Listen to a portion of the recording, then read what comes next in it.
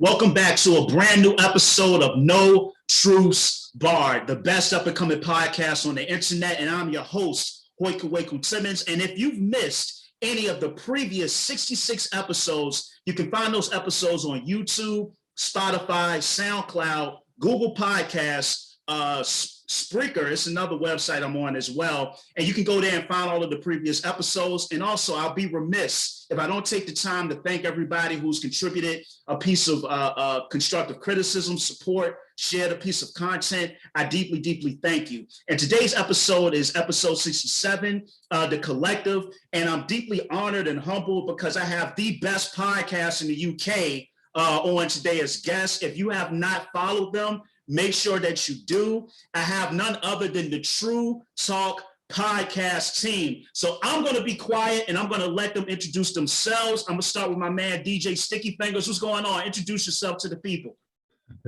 Well, I'm DJ Sticky Fingers, 1/5 of the Truu Talk podcast. And then that's it. Yeah, just a cool guy. I'm a Taurian, obviously best star sign in the world. We really know this, Hoyt, my brother Hoyt. And that's it. Yes, sir. Yes, sir. Okay, now I'm gonna swing this over next to Shermira. Did I pronounce that correctly? Yeah, that's right. That's okay. Right. I'm Shermira, and yeah, I'm an Aries. That's it. Okay. All right. Next, I have to switch it over to my favorite Gemini on Earth. You know, my second favorite Gemini on Earth. I'm joking. My number one favorite Gemini, but I'm gonna pass it over. You know, I'm American. I'm from the South, so you know I butcher your name all the time. I'm gonna pass it over to Shadi and I'll have her introduce herself next. I like the way you say my name. So I'm Shadi. And yeah, I'm the best Gemini in the world. All right, okay. And next, last but not least, I'm gonna shift it over to Milan. Go ahead and introduce yourself to the people. I didn't know we was doing like our own introductions here, but I'm Milan, the best Aquarius ever in the world. Okay.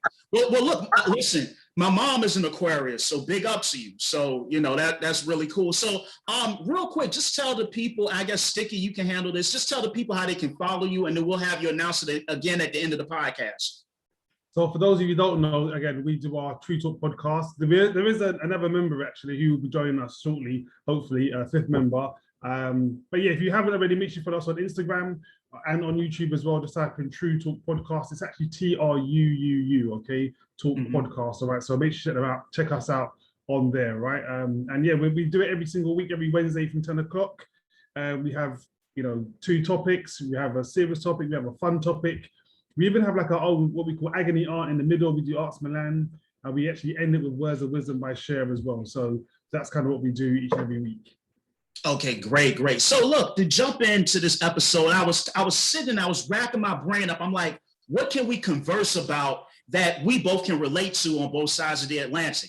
And one thing I was coming across was I came across a few articles that was talking about the problem of the student loan debt crisis. So we've had a big issue here in the US with that. I think the student loan debt here in the US is something like 2.5 trillion in student loan debt at the moment. And then I read that it's also a huge problem in the UK. And so I wanted to bring this up because here in the States, from the time we're in kindergarten all the way up through high school, we're always taught this linear path that you have to go to college. A college degree is synonymous with success. And once you get the college degree, it can open up all sorts of doors and careers for you. Now, in certain cases, that is true. But then what we're starting to find is that a lot of people are getting degrees and they're coming out there in debt. They can't find work. And so my first question I want to ask is, when you look at the college experience, does the debt in your mind in 2021, does the debt that you want to incur, does it justify getting a degree? You know, when you talk to younger people, do you still feel like college is a wise investment, or do you have a different opinion on that? And I guess Sticky can start first. Good question. And I think you kind of, as you said, that you touched upon when you were speaking, it depends on what field you're going into. I mean, if you're going in to be a pilot, for example, a doctor, architect, there'll be some fields which the degree is going to be relevant. There can be other fields that it might not be. So you might do a degree in, I don't know, trying to think of something, in cooking, but to be a chef, you don't necessarily need a degree in cooking. There'll be some jobs that, and people that we know of, I know of personally, who've gone to job, interviews and been overqualified. They've got a degree, they spent the time having a degree, having a master's and what have you, but someone else who doesn't have it has got the job. And sometimes it'll be a case of they're told they don't have enough experience. It's like, hang on a minute, how do I gain experience if I need to go and study in school, college, university? I've been studying for the last 10 years, as you said, I racked up lots of debt, but now you're saying they're not going to employ me because I don't have enough experience. So it really does depend on what field you're going into. I think the last 12, 13 months or so during the pandemic has made us realize as well that you don't necessarily need, depending on what you want to do in life, you don't necessarily need to go to university or college and have a degree or master's, because people are now finding other ways to become entrepreneurs without going to school for that long and taking that route. So I think it really does depend. I personally would want my family to go down that road. I didn't go to university, unfortunately. When I finished college, I was like, forget this, I've had enough. I don't want to do something else. I want to go to parties and do raves. That was my thought at the time, right? Yeah. Make money. But I would want my family to go to university, because I think when it comes down to it, I'd rather you have that certificate to say that you are qualified, because you need sometimes you need more as much under your belt as possible. Mm-hmm. So if you're going to go up against somebody else, you need to have more than what they have, or you need to have at least what they have, or actually even more than what they have, and be able to show it as well. So it is a bit of a strange one, but I'm still for it, even with all the debt, I suppose. I definitely appreciate that viewpoint. There's some points in there that I definitely empathize with and I share. Let me just pose the same question to Shadia as well. When you think about what, I'm pretty sure it might be somewhat similar in the UK, but like I said earlier in my initial statement, we've been indoctrinated so heavily that a lot, like, for example, I'm gonna use myself as an example. I had it in my mind that if I didn't go to college, I was going to be a failure. Like, that's how inculcated you were with it in the US, where everybody, go to college, get the degree. And so my question is the same thing I posed to Sticky to you. Is college still that road to success, or is it kind of becoming more of a debt trap? I mean, what's your opinion on that? I mean, I think a lot of people are becoming, they're finding different routes and avenues to become successful without going to university. Like, I went to university, and although, like, I have my certificate and I have, the qualifications behind me, sometimes I look at it and I look at things now and I think, if I was doing it now, there's so many other different ways I could have done it and have to go. I don't think it's a necessity for you to actually go to university, but it is a nice thing to have behind you. In regards to the debt, I mean, what's a little bit of debt if you've got like that qualification and you can say, look, I've done it. I've got this. Do you get me? I've got this certificate like over my name and it's recognized. Because like at the end of the day, everyone's gonna rack up some kind of debt in their life anyway. Do you know what I'm saying? It's not a bad debt to have, not really, in the grand scheme of things, when you've got the qualification behind you and you've worked hard for it as well. So it's gonna pay off at some point. Do you know what I mean? Mm-hmm. But yeah, it's a difficult one. It's whether you want that debt or not. It does put a lot of pressure on people, I think, because a lot of people do worry about, debt and student loans. But then there's also, on the flip side, I know a lot of people who go to university just for the loans, because they want the student loans, they want that extra money, and they don't really care about paying it back. Do you know what I mean? So it's a catch-22, really. Yeah, and very valid points. And I think Sticky and Shadi, you guys both made valid points. And it comes down to, what you want to do. So this is kind of my view briefly, and I'm going to get other contributions here. My view is that you want to be a specialist. So for example, maybe I'm an accountant, maybe I'm a forensic accountant, maybe I got my degree in some sort of medical field. It's something that's specialized. I guess my worry is like when you have those people that are going to like in the poli sci or going into history or, more of the humanities, it's a little bit harder to kind of market that sort of degree unless you're trying to go strictly into the education field. And even with that, there's an article I read about academic poverty where it was talking about people with PhDs that were adjunct professors and had to work like 2 or 3 jobs just to pay their bills because they can't get tenure, because a lot of these universities, once professors get tenure, they really don't want to leave. So my question, I want to kick it over to Milan, and I'm going to come back up to share. My question to you is, for one, I think you told me, I think on one of the previous episodes, I'm not certain, and you can clarify this. Did you attend the university? Yeah. So this is a question I love to ask people. When you think about your own experience and then just your peers, your contemporaries, and you look at some of your friends or maybe even yourself that kind of have, accrued this debt to get this degree, in your personal experience, do you feel like it was justified? And then if you look at some of your friends, do they seem like going and getting the degree and the certification and even accruing that amount of debt, did it seem like something that paid off? I mean, I don't know if this is the right question for me, because I didn't I didn't go to university for the qualification. I went for the loan, and then I didn't finish. I'd done a year and a half, and then I left because I'm not an academic person. I just wanted the money, and then I left.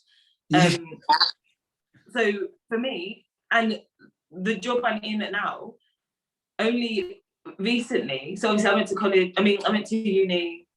I don't know, like probably 5, 6 years ago. Yeah, my son's 6. So I went to uni about 6 years ago, and only now I'm seeing on my wages that a little percentage is coming out to pay back the student loan. Do you know what I mean? So it's nothing, and it's not like money that I'm missing. They're not taking grands out of my account. Do you know what I mean? They're just taking out some change. So it's not like money that I'm like missing. It is what it is. Do you know what I mean? Plus, I don't have that much to finish my course. But then people that did finish their course, and people who I know who went to university before I did and after I did, nobody really talks of the debt. Like one of my friends, she did a law degree. She passed it with, I don't know, what's the highest ranking, I don't know, honours, whatever it is, or I don't know, distinction or some shit. But she passed, and at the moment her job isn't to do anything to do with her law degree.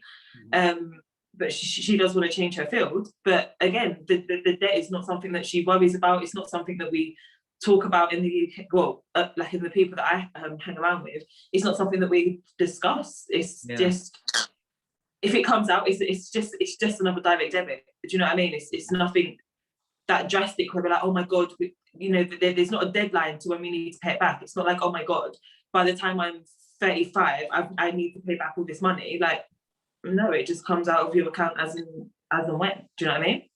Yeah, it seems to be a slightly different system from what we have here as far as paying it back, because here, they do, for example, they do like your payments is predicated upon your income. You have that option, or you could just base it off of like the principal and then the interest, and it's not really based off your income. It's like, hey, you have to pay $700 a month, depending on, like some people that have like 6-figure debt, it's in that capacity. And so just to kind of kick this over to Cher, my question to you is, same question I posed to Sticky as well. Do you still like view like that linear path that a lot of young people have been taught? Go to college, get the certificate, get the degree. This is the path to, financial preponderance, autonomy. This is the path to success. Or is it kind of becoming a thing of a lot of these degrees are overflooding the market, it's becoming oversaturated. This is like becoming a debt trap for a lot of young people. Just what's your opinion on that?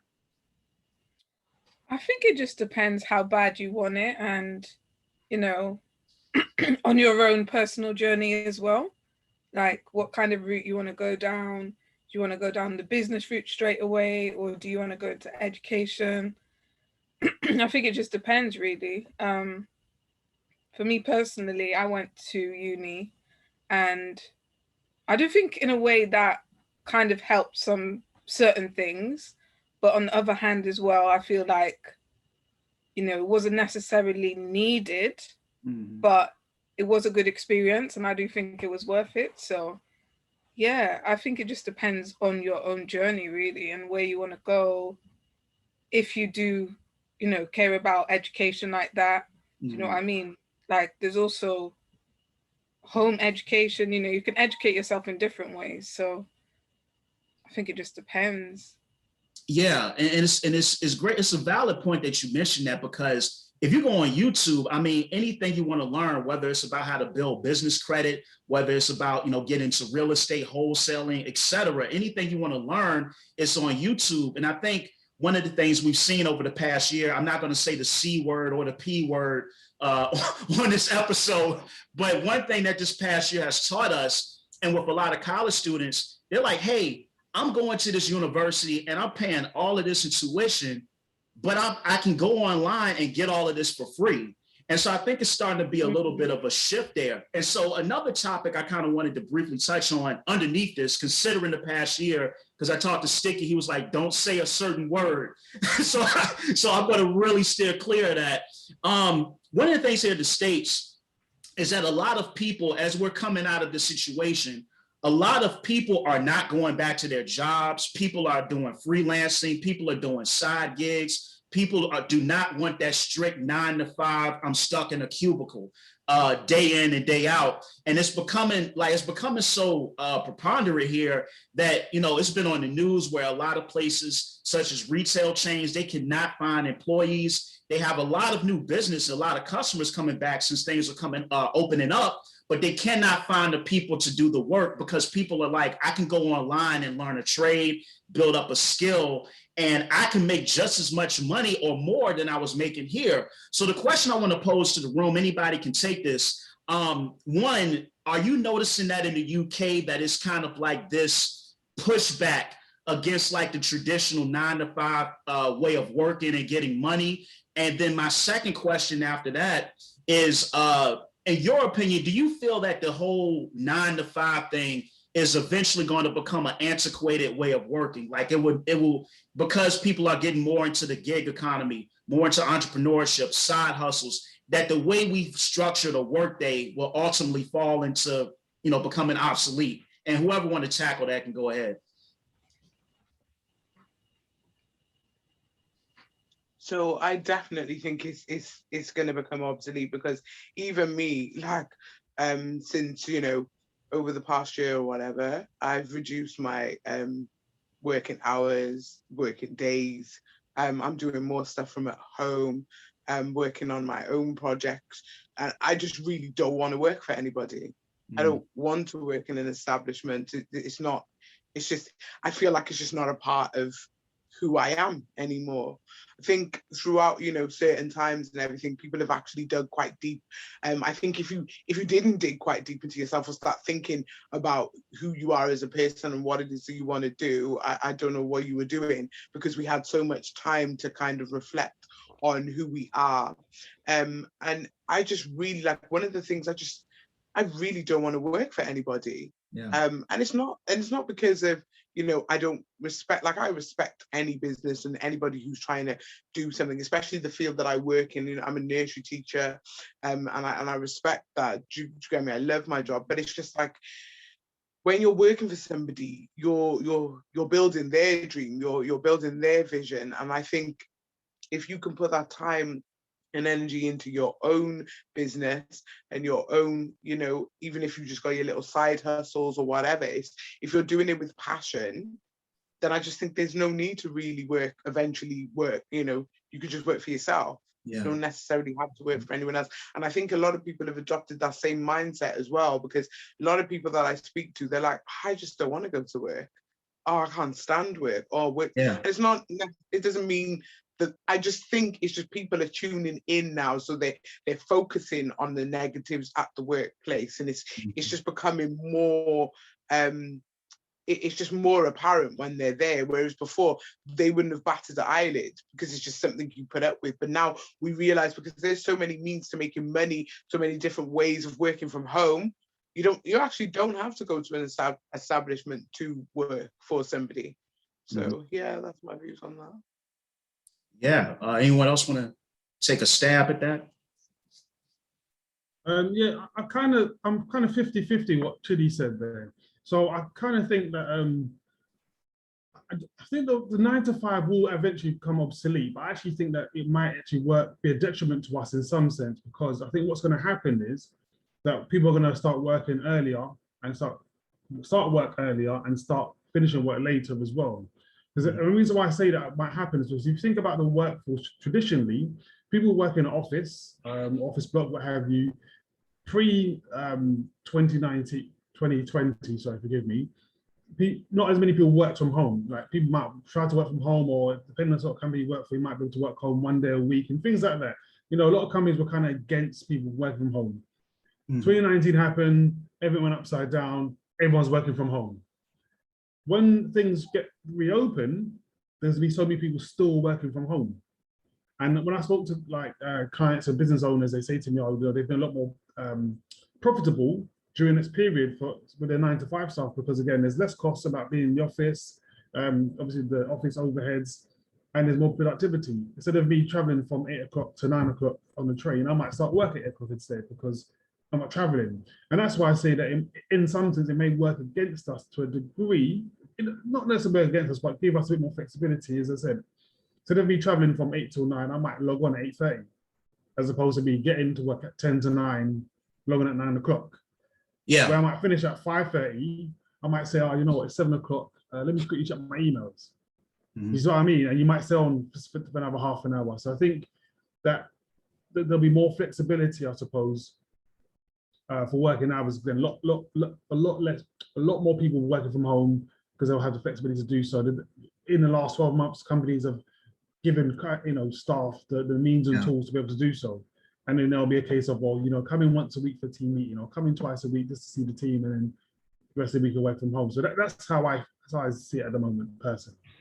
Yeah, it's definitely going to fall into obsolescence, because for one, we're just seeing that we kind of can do a lot more on our own. We can make more money because when you're working for yourself, if you have side gigs, there's really no cap on what you can make. And then the other thing I think a lot of people are realizing is just that your life is precious. Your life energy is precious. Your days are precious, and we don't ever get time back. And you think about it, most of us as young adults, the best part of our waking hours for the majority of us are spent doing things that aren't necessarily for us. It's for a corporation. It's for some sort of agency. It's for some sort of conglomerate. And so I think a lot of people are realizing that they want to be in control of their time. They want to be the ones to, design how their day is going to be laid out. They want to do that. They want to use their days to invest in their talents and their goals and their dreams and aspirations. So I think it's like, multifaceted. And I know one of the things that Andrew Yang, when he was running for president, one of the things he talked about a lot was doing like universal basic income, because one of the things that we're seeing around the world is that automation is also becoming a real thing. Like, for example, there's a McDonald's in California where they only have like 2 employees because everything else is handled by computers, by robots. So as time goes on, I think another thing that's going to cause the 9 to 5 to become obsolete is technology. Because why am I going to spend this money on hiring people when I can design an app or what have you, or have a computer and maybe have just 2 people in the store or the building to handle this? And so I want to switch this question to Milan here. Let me ask you this. In your own personal life, amongst, just kind of what you've seen like amongst your peers and your contemporaries, are you kind of like starting to notice that more people are starting to kind of, put their foot into the pool of entrepreneurship? More people are starting to take on side gigs, possibly considering or actually leaving their 9 to 5s in pursuits of, maybe starting their own business or doing something that's freelance? 100%. A lot of my friends, even before last year, a lot of my friends, all of them have their own businesses, or they have a side hustle. Do you know what I mean? Like, I don't really know like many people that only have one job where they're working for somebody else or they're working for an establishment. Everyone's got their own business, whether they've got like a food shop or they're doing clothing. or they're doing hair products and oils and buffs, salts and stuff. Like everybody's got their own thing. Everybody's doing their own thing. Even me. So I have a job. I have a 9 to, well, we don't work 9 to 5, but open from 8 until 8. But you know, I've got a 9 to 5, and I have my side hustle. Do you know what I mean? It's just, I don't know. I think now it's normal to want to build your own business and have something for you and something to say like, this is mine. Then when you've got your kids and whatever, you know, you've got something to then leave them. I think it's normal. Do you know what I mean? Everybody's like doing it. Yeah, it's and I want to toss this question over to Cher, the same one that I asked Milan. Just do you see that trend as well in your social circles of more people trying to, you know, get into entrepreneurship, getting into the gig economy, freelancing? Yeah, 100%, 100%. I do think it is the way forward, especially if you don't like your job. Do you know what I mean? Like for me personally, I left my job a long time ago because I was just bored of it, and I was like, I came out of uni and I was just like, I want to actually do something that I actually enjoy, because I studied performing arts, so I was like, I want to do something that I enjoy. Okay. But yeah, I do think it's the way forward, but obviously everybody's different. So some people might be content with doing a 9 to 5, and there's nothing wrong with that. Do you know what I mean? But some people think that having a 9 to 5, there's a problem with it. But you know, whatever hustle you need to do, that's calm. Just make sure you're happy, innit? Yeah. You know, and Milan made a point when she said passing things down to your children. And my biggest gripe against the 9 to 5 is that I can use it to finance certain endeavors, but it's not going to create that seed of generational wealth. And this is something that if you listen to Jay-Z, you listen to everybody, that's the thing that everybody's on now. How do we create, you know, generational wealth? And so I think that's one of my other issues with the job, is that it just can only sustain me, but it can't allow me to have that financial autonomy that I truly want, the financial freedom that I want, the time that I want, you know, to be able to do what I want on my terms. And I think it's a great awakening going on. There's a paradigm shift in the cosmos. Some may argue that we're about to go into the age of Aquarius or whatnot, but it's just like an energy shift. People are wanting to do different things, you know? And so I want to switch topics because I know people have to leave. This is what I was kind of on the fence about. And the only reason I wanted to briefly talk about police brutality is because I was talking to Shadi and she blew my mind, because in the States, I never heard about the magnitude of police brutality that goes on in the UK. And it just blew me away. And I wanted to briefly kind of talk about this before I jump into the relationships. And Shadi, I can kind of maybe pose the same question I did to her prior, because we, you know, when you look at the US, we kind of have this huge platform, and you hear about, you know, George Floyd, you hear about Trayvon Martin, you hear about all of these people. And oddly enough, in the States, we're not getting information on the same sort of thing that's happening outside of the States. And so briefly, and I want to kind of pose it so it can be succinct to Shadi, can you talk about that? Just like, just how bad of a problem is police brutality there in the UK? And, you know, why do you think so many of us in the States, like, we're not getting that information? I think, you know, like, first and foremost, police brutality fully exists in the UK. It's a big thing. I mean, recently, where I live, poor young black boy, he was arrested, mistaken identity. They took him into custody, beat him up, let him go, and then he later that day died of his injuries. Police officers are being investigated, but who knows what's going to happen with that. But it's a very common thing. It's nothing new. It's been happening for years. And I just think that people, you know, across the pond are not aware of these things, because it's not out there. They don't put it in the media. They don't promote that. They don't put it there for anyone to see because they don't want you to see it. It takes a really big, massive thing to happen for it to get any media attention. And like, you know, it's so sad because when I personally look at it, I think, well, you know, each case and each individual case is sad and it's heartbreaking, but it's nothing new. It's so common. And I just think there just needs to be more awareness. And that's why it's good that you have platforms like this where you can collaborate and talk and exchange, you know, information so that there's a sense of knowing, because that's what I think it's about people knowing what goes on in different parts of the world. It's really sad. It's such a big thing. Indeed, and like you said, that's why these platforms are vital. You know, the True Talk podcast, you guys are independent media. And, you know, the beautiful thing about what you guys do is that you can become that alternative for people that don't want to be fed the nonsense they're getting from a lot of these other outlets. And real quick, I want to, you know, pose this question to Sticky real quick.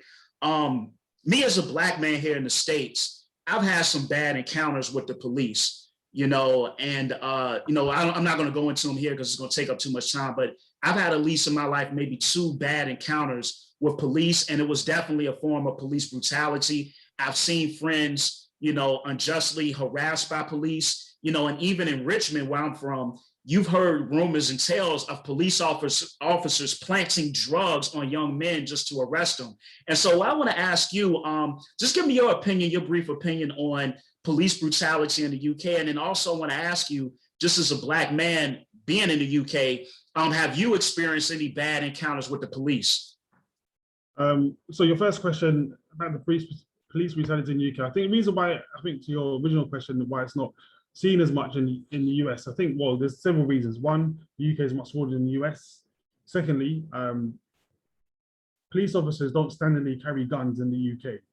It's probably to our benefit right now. Okay. To be fair. So there are armed forces, so there are units who carry guns, but you know, like whereas the US, I think every police officer has a gun standardly, yeah?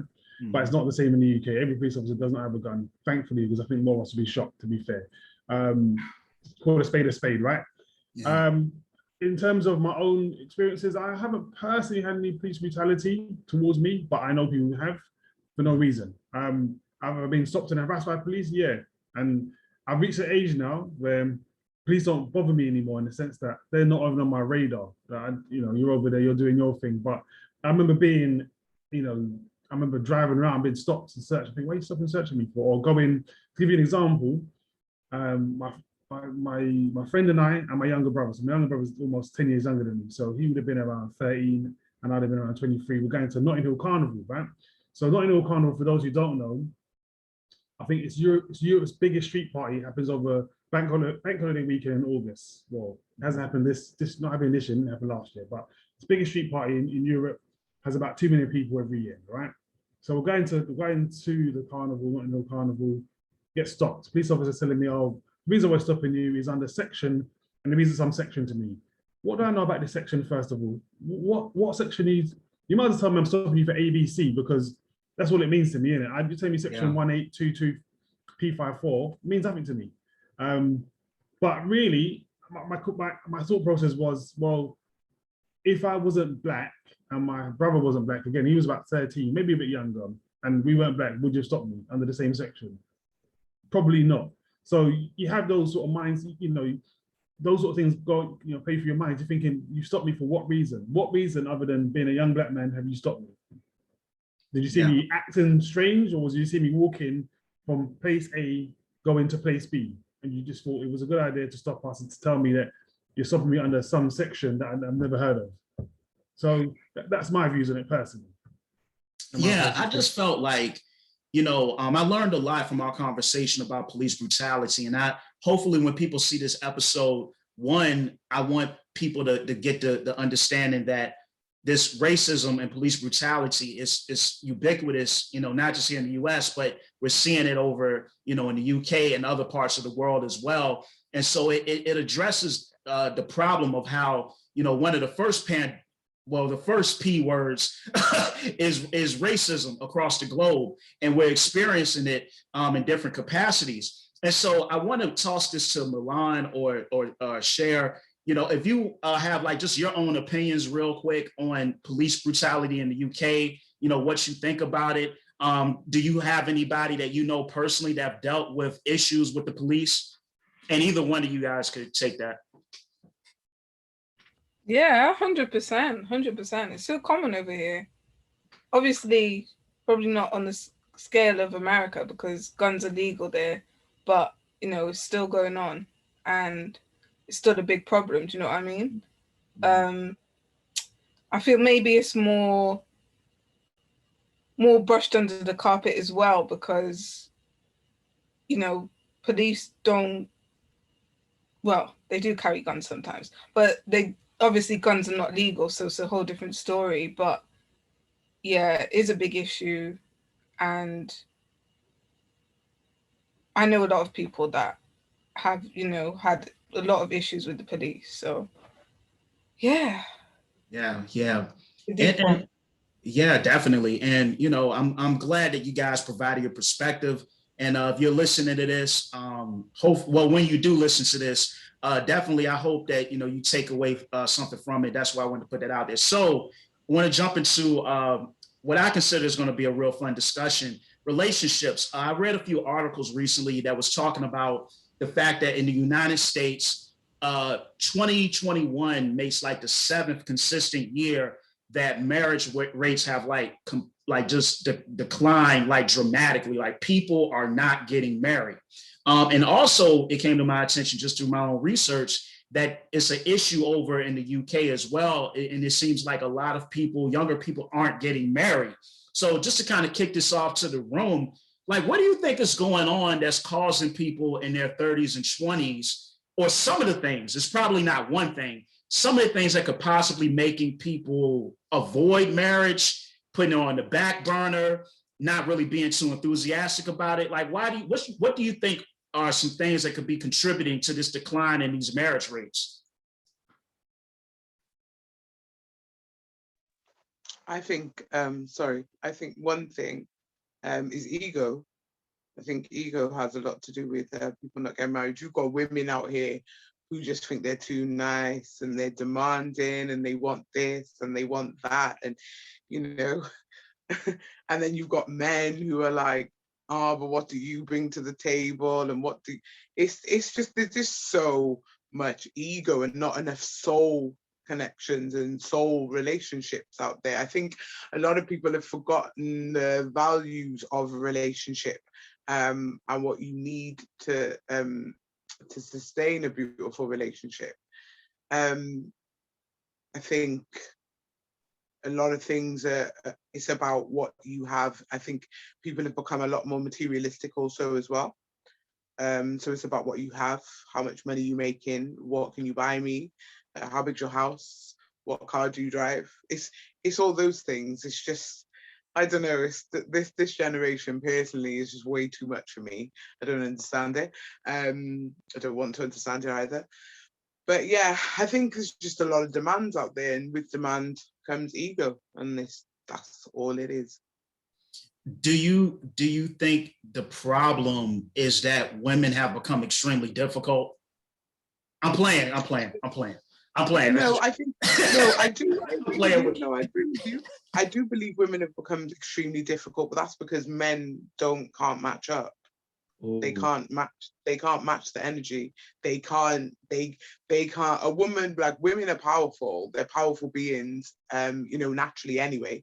But I just think a lot of men can't keep up. You know, before I just used to think that, you know, when they say, like, you know, women evolve a faster rate than a man, I used to say no, it depends on the individual, but I really do believe in that now.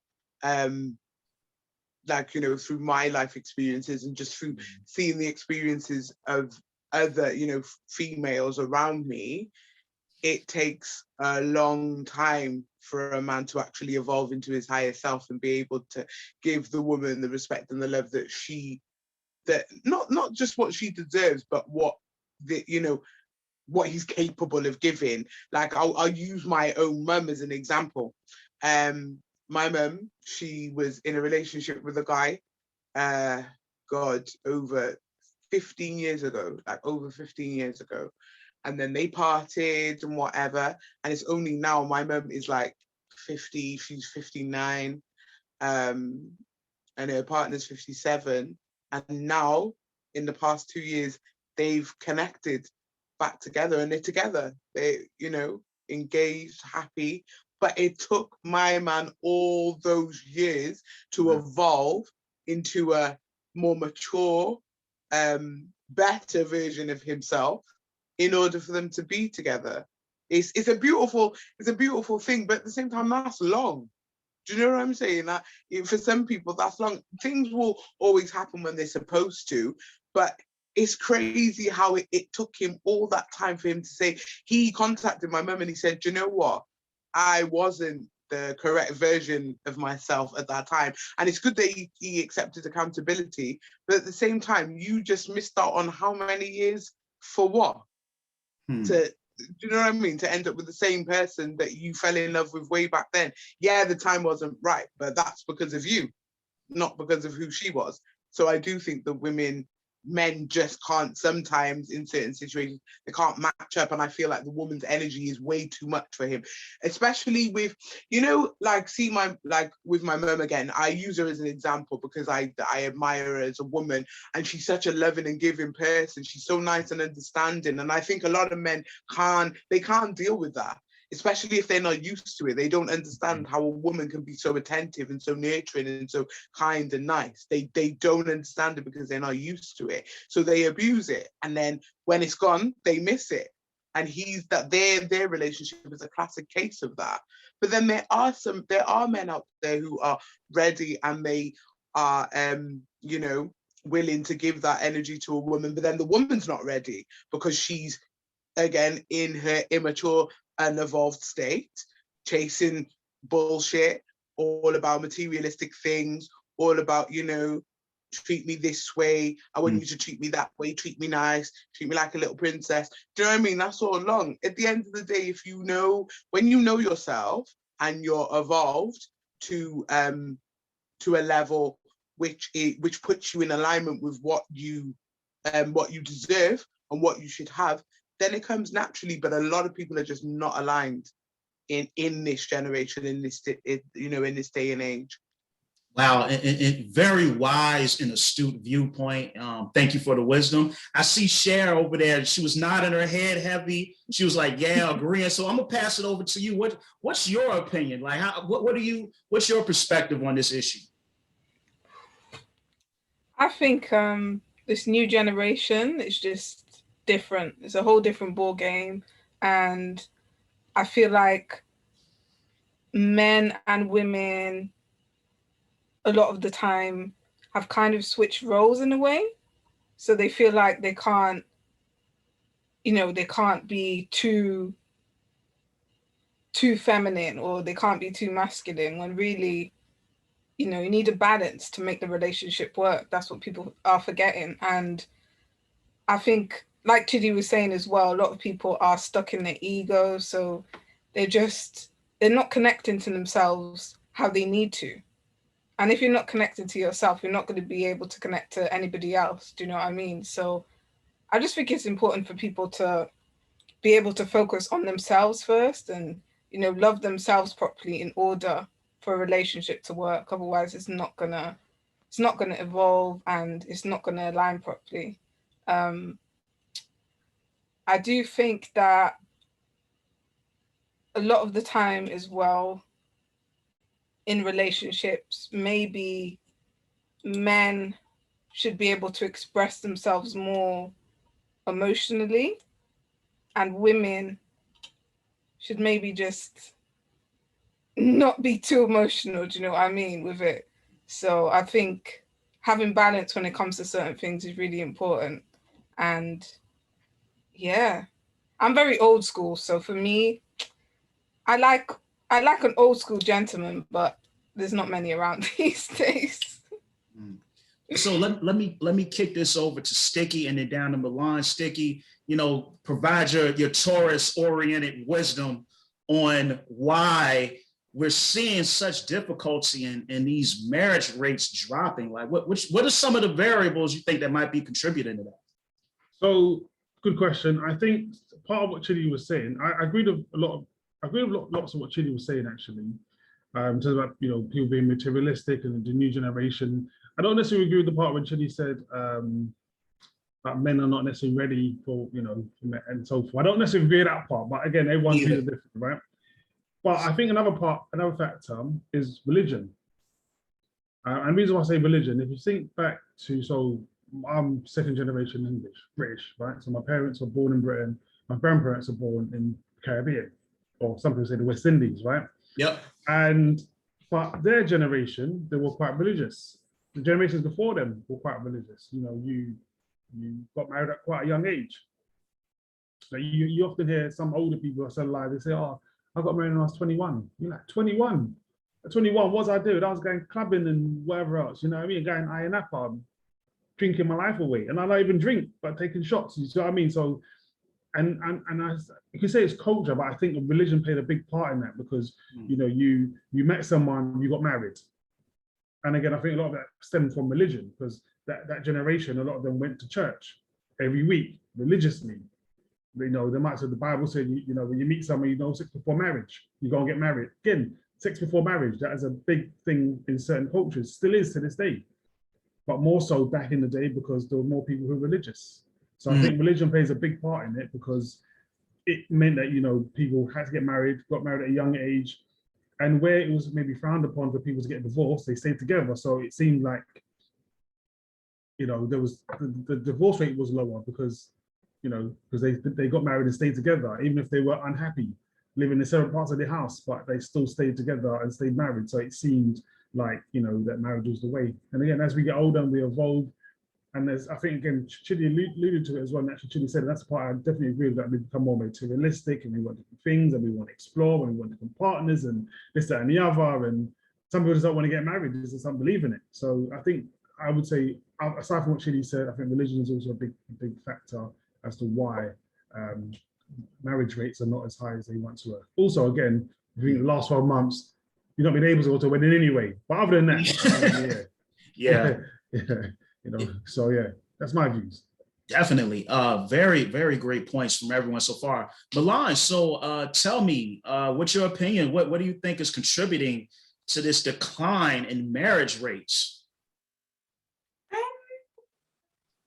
I think, I know quite a few people that are getting, my friends getting married Saturday coming.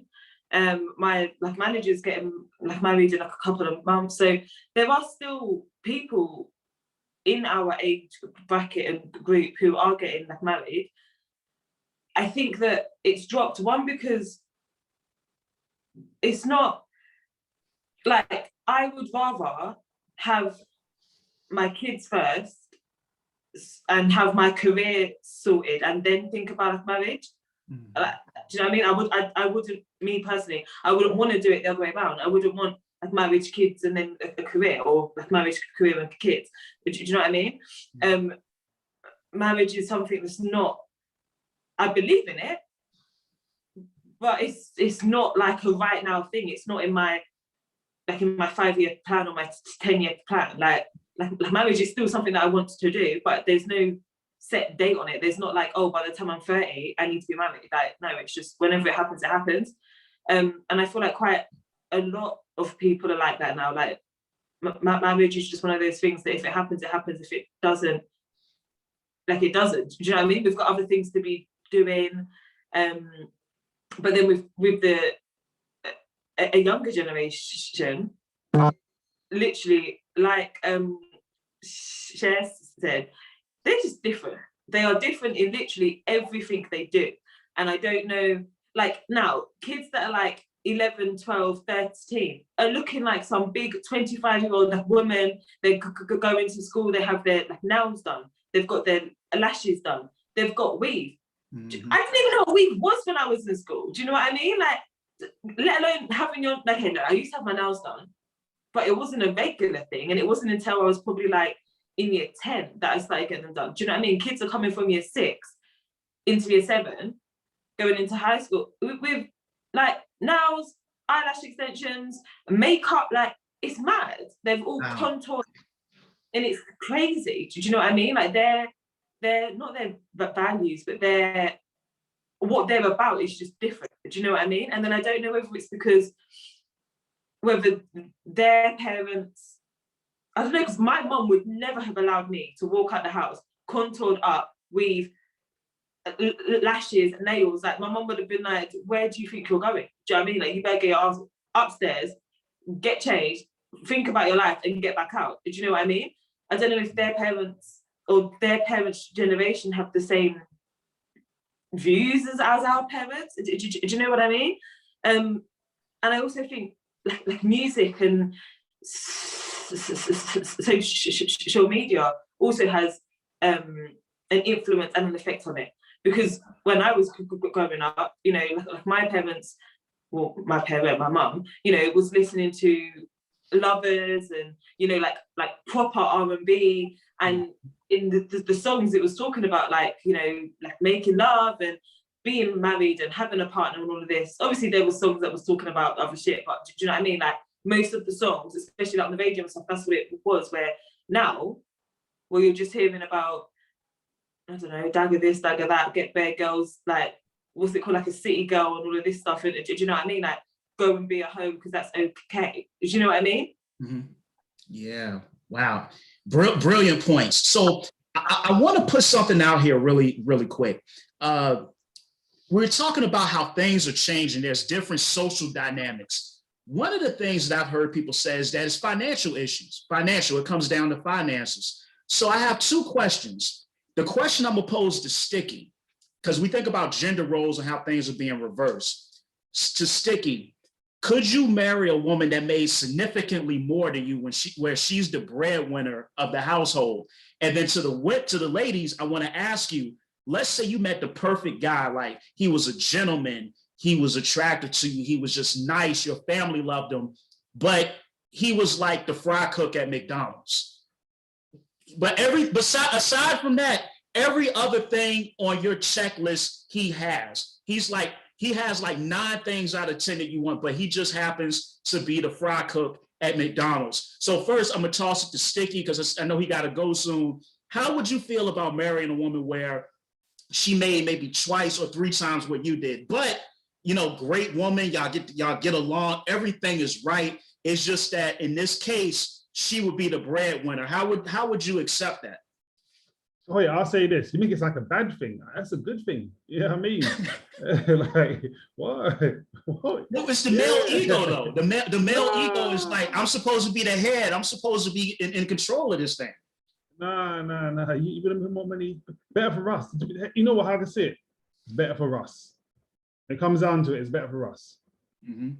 If I'm making X and you're making X and Y, better for us. Okay. So you don't subscribe to that notion that in a marriage the man is supposed to, you know, handle all of the bills. If there's anything that goes wrong financially, it should be the man to shoulder that, because that's kind of like the traditional way of thinking about it. No, I think that's bullshit, to be honest with you. There's a lot of, seriously, I do. I think it's bullshit. When I hear, and again, I don't want to sound too sexist or misogynistic, but when I hear women say, oh, he doesn't earn, you know, he's shorter than me, or he's younger than me, or it's like, it's all bullshit, really. You know what I mean? It's like, what's the... And you know, I wasn't even thinking about Milan, but Milan, that's a whole nother story, right? But I think to myself, it's bullshit. Like, so what? What does it mean? You can find someone that has those things, but as an arsehole. So to me, it's bullshit. So she wants to make more money than me. Happy days. What you saying? Sunday lunch is on you? Yeah. What? You going to cinema? It's on you? What? Yeah. You're taking me out? Hey, I'm a made man. Yeah. Oh, okay. I'm gonna make you change your opinion real quick. I gotta attempt it. Go on. Let's take that a step further. Could you be a stay-at-home dad? Wife goes to work, she makes all the money. You just gotta stay up. You have to handle domestic duties. That's all you have to do. Let me get this straight, right? I can stay at home. I can watch Marvel films all day long. Yeah. Loki's just come out recently, right? I've only watched episode 1. I've still got to watch episode 2 and 3. Are you trying to tell me I can be at home watching daytime soaps? I don't even watch soaps. I don't watch EastEnders and these sort of programs. And if you're from the US, it's like the version of, I don't know, Dallas, I don't know, but in the year 2021. But I mean, like, yeah, what? Stay at home, chill, put my feet up. This is a luxury to me. I'm living the life. Okay. I like your way of thinking. Like, see, only a tourist would be that astute to create their own reality, to create their perspective that it stands irresponsible of societal norms, and they're able to live comfortably in their own skin. That's something a Gemini wouldn't do. I'm playing here. But I agree. I'm with you on that one. I agree with you there. Them Geminis, anyway, we won't even go there. We won't go there. Yeah. So listen, I'm throwing it back to the ladies now. Any one of y'all can step up. Like I said, you met the man of your dreams. He fits everything you want, physically, personality-wise. He's a gentleman, everything you want. The only thing is that he makes minimum wage. He might be the fry cook or the custodian at McDonald's. How do you handle that? Is that like a red flag? Is that you cancel him out for that? Or do you look past that? That's calm. Yeah, I would just ask him to bring me over McFlurry and an apple pie. Oh, do you know what I'm saying? Like, what is it? What happened, man? You can't judge somebody by what they do at the end. And I'm not being funny. See them people who work in McDonald's make they make a lot of money, it's like some of them. But at the end of the day, it doesn't matter how much a person makes. If he's a good man and he's taking care of his family and he's got good values and he's kind and he's loving and all those things, why should you just not want to be with him just because of what he does for a job? That's really that's ego. That's egotistical. It's really like you have no depth to you. You're very shallow if you think that way, and you're a bit weird. Facts. I agree with that. I think it's calm. If he works at McDonald's, a hustle's a hustle at the end of the day. Do you know what I mean? Mm-hmm. Like, at least he's doing something. Do you know what I mean?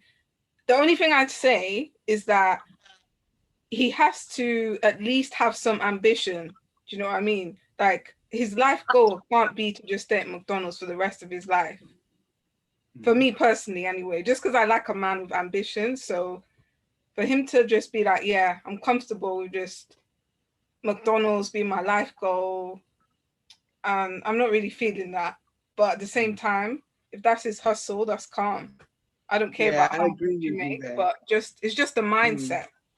Okay.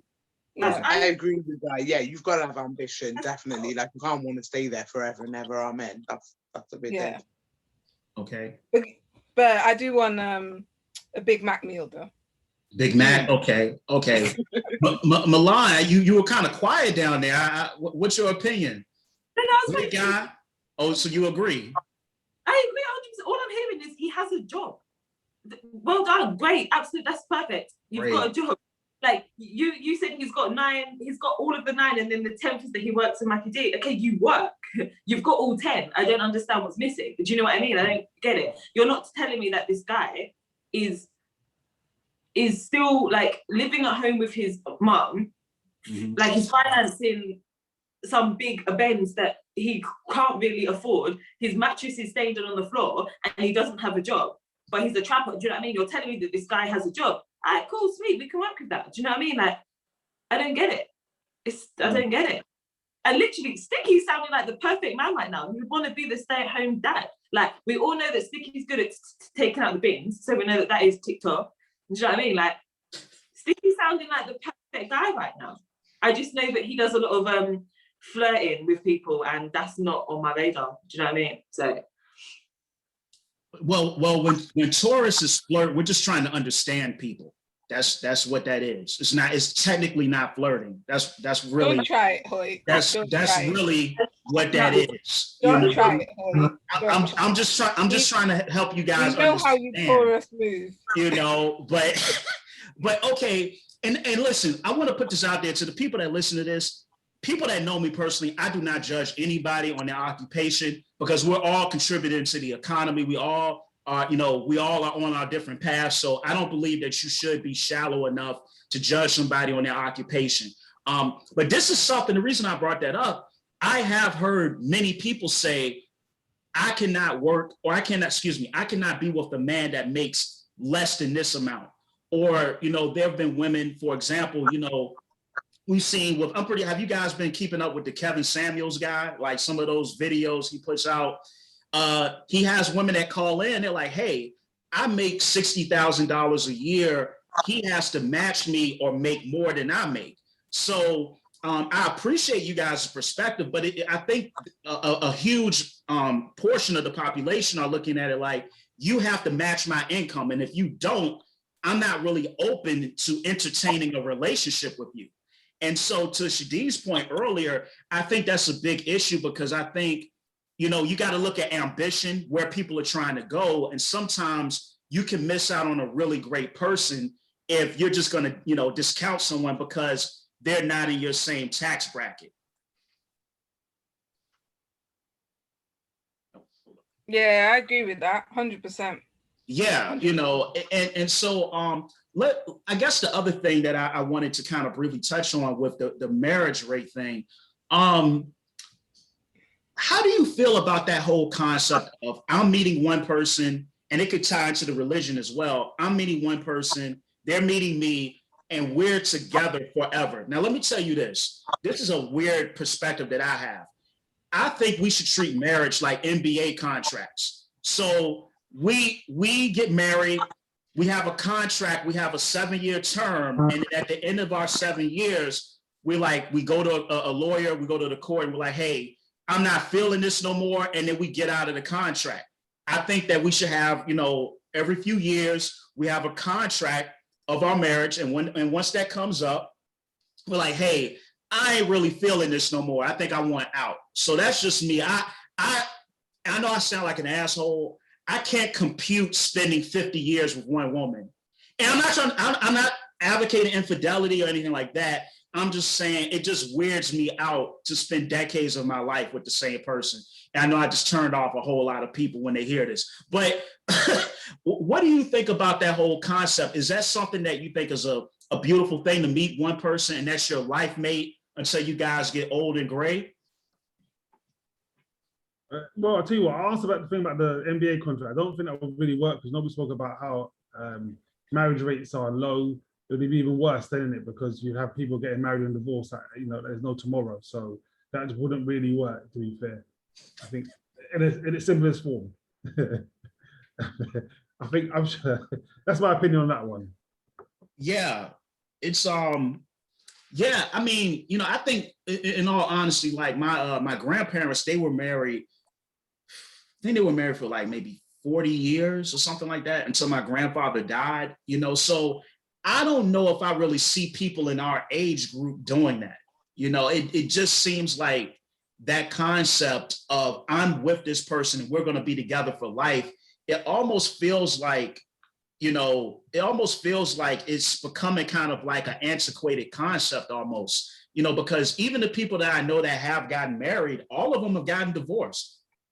Every friend of mine that's gotten married, they've gotten divorced, and I'm not speaking that on anybody else's marriage, but I'm just noticing there's something with this generation where we can't seem to figure out how to stay together long term.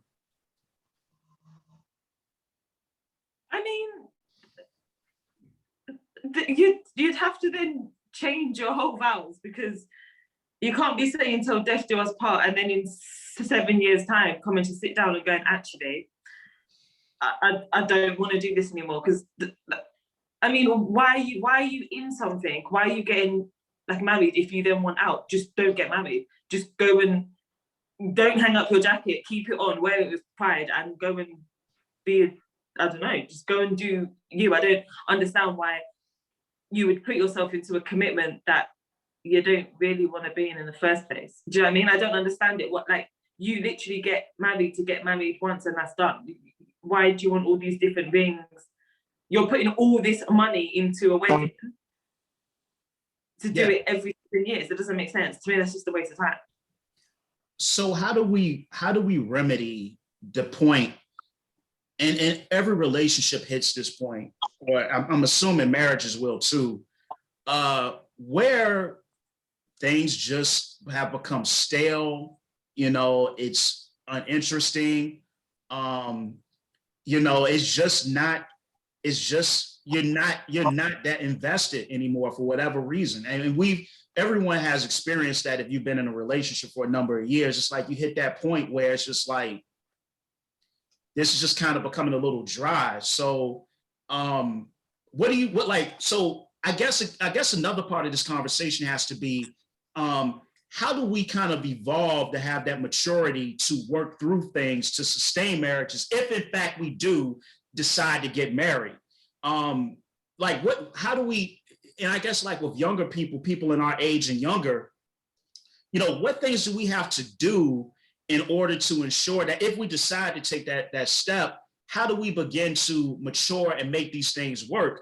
Because it seems like the mentality is that I can always have a sneaky link. I got a backup plan.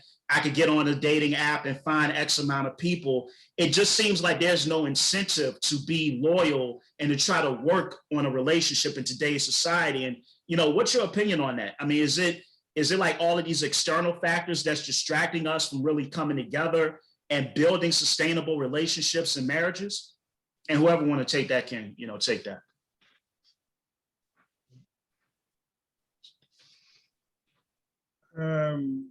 I would say there's a lot of questions that is in the mix there, and I think it almost sounds like the best policy really is not to get married, to be fair, because in some sense it's like, what's the purpose of marriage? Like, what is the actual purpose? I think other than the legal side of it, and if you want to change your surname, but other than that, what is the actual purpose of marriage? So if you are uncertain that you may or may want to stay with someone, don't get married, isn't it? Like, just remain single. Just remain single. Let he or she know that you're single, and let he or she know that it's not anything serious, and have all the perks of being single and being able to mingle with whoever you like. Like being married. I think that's it in its simplest form. Indeed. Yeah. Well, I think you guys made a lot of great points. I think people are going to look at me like an asshole when this episode comes out. I mean, because I have that point of view, but we're going to go ahead and close this out. Let me take this time, the True Talk podcast, you guys have me on your platform, and I'm deeply, deeply humbled that I had the opportunity to converse with you guys. I think you guys have a powerful platform, and I think, it's really going to do great over the next coming months and years. So, anything you guys do, you got my support. You got a new listener in me. And, thank you for even coming, on my platform as well. So I want to allow you guys real quick, if there's any message you want to put out there, motivational quote, project you're working on, or if you just want to let people know how to follow you, go ahead and take that time to do that. I'll go ahead and start with Sticky, and then we'll work around. So as I said at the beginning, if you haven't already, first time you're seeing us, make sure you add us on Instagram, probably the easiest place, and on YouTube as well. So we are called True Talk Podcast, and it's TRUU Talk Podcast. And they said there's 5 of us. Our 5th member was unable to make it today. Hopefully you'll see our 5th member soon. And me personally, as you see on screen, it says IG. So it's my own Instagram, DJ Sticky Fingers, when I just post silly memes on Instagram. But yeah, that's it for me personally. All right. Cher, go ahead. I just want to say thank you for having us, Toit. I don't have much to say about myself, but check out the True Talk podcast, and big up everybody on here: Sticky, Chidi, Milan, and unfortunately Mr. True Talk couldn't make it. Maybe you can do a one-to-one with him personally. That'll be good. Indeed. But yeah, thank you for having us, man. Oh, no doubt, it's a privilege. Shadi, go ahead. First and foremost, I just want to say thank you so much, Hoyt. Thank you for inviting us on your platform. It was a pleasure to have you on ours. You've got so much knowledge, and you've got so much information to put out there. And so I just want to thank you for that. And also we'll always support your podcast, we'll always support your platform. It's great doing collaborations with, you know, people, especially when they're overseas as well. So you can get that, you know, there's different views and different things going on. So that's great. But yeah, just like, you know, follow anyone listening, just follow the True Talk podcast page. You can find us on Instagram, you can find us on Spotify, also YouTube. Go on the YouTube channel. Any episodes that we record are uploaded. Yeah, and just anything that you're doing in life, just keep going and keep pushing and keep shining. Indeed, indeed. Milan? Namaste. Namaste. Namaste. Yes. Namaste. Stay.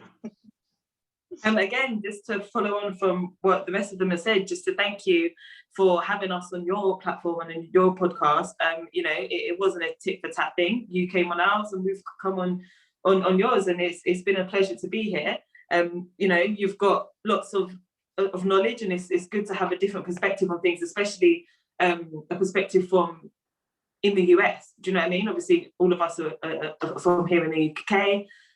Again, follow the True Talk Instagram and also on YouTube, and like, share, and subscribe. Okay.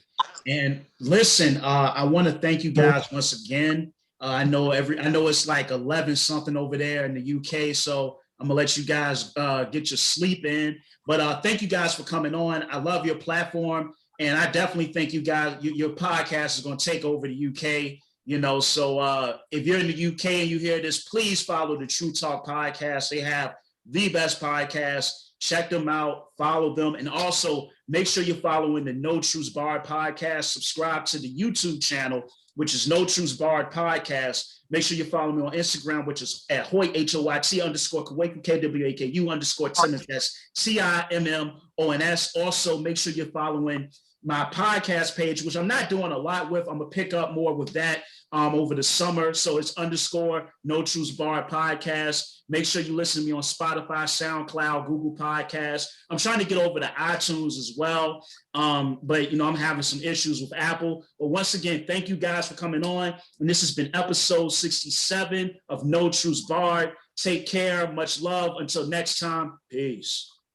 Thank you, Hoyt. Thanks for having us. All right. Love. Hold on That one was moment. amazing. Hold up.